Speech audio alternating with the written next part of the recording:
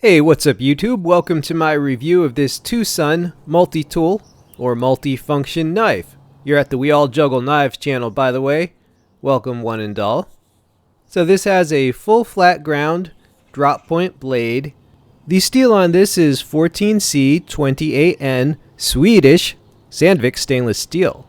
It has G10 handle scales. It has a saw.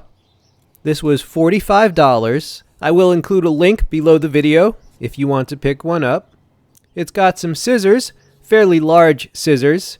I'm going to demonstrate all this stuff. And it's got a Reamer awl. Note it has a sewing hole on the Reamer awl. And it has that lanyard slot there. Now this multi-tool has back springs, right? No hard locks on this. So the back spring is not a hard lock, but it provides some resistance to closing.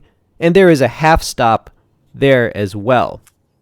Alright, let's do some things with this multi-tool. First up, we got the scissors on some paracord. And there were a lot of birds. Don't know how well you can hear them in the background, but the birds were going crazy.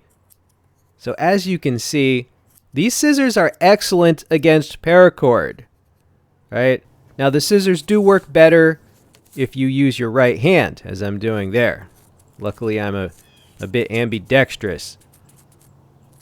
Alright, so you see the scissors on a seatbelt-like material. And they are really some good scissors. They are doing well. That's the kind of stuff you would cut with EMT shears. So that was the scissors. Here is the knife blade cutting some things. It came very sharp, I must say. Now that Sandvik stainless steel is a very good steel. In fact, if not for that steel, I probably would not have purchased this multi-tool. Alright, here it is on the strap. But yeah, that's a very desirable steel. Not only does it have good corrosion resistance, it's easy to resharpen. It takes a sharp edge.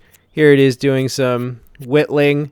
Now this was $45, and it's fairly hard to find in the US, but I'll include a link for however long that lasts. The shipping on this took a little more than 3 weeks, and they do have several colors, right? Orange, black, camo, and they do have a different model that has a Tonto-shaped blade instead of the drop point.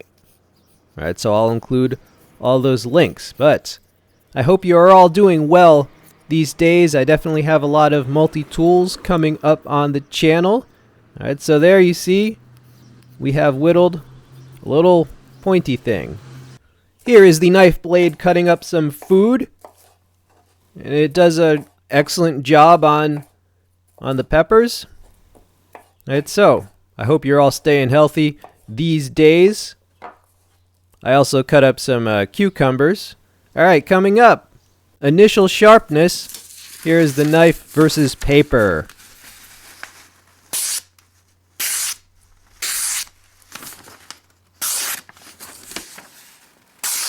So a good edge.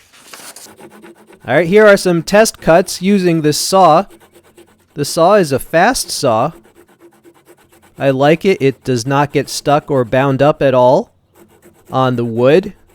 I like to do me a little woodworking. You know, with a saw and a reamer, this can do some stuff with wood. Made 2 test cuts there, so I like the saw. It seemed to work well. Little more blade work, going to connect those 2 stop cuts there.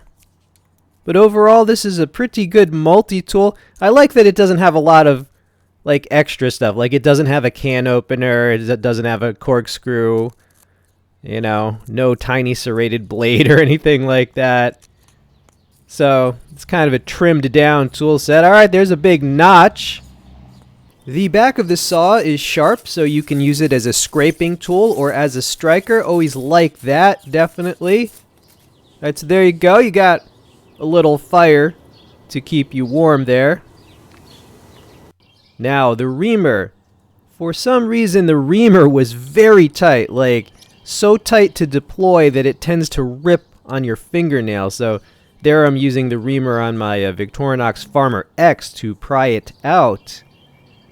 Yeah, Now, I was hoping that was, you know, just a lemon, but no, I've read some other reviews and they reported the same thing. But nonetheless, the reamer can work. A reamer is a tool for enlarging or drilling holes.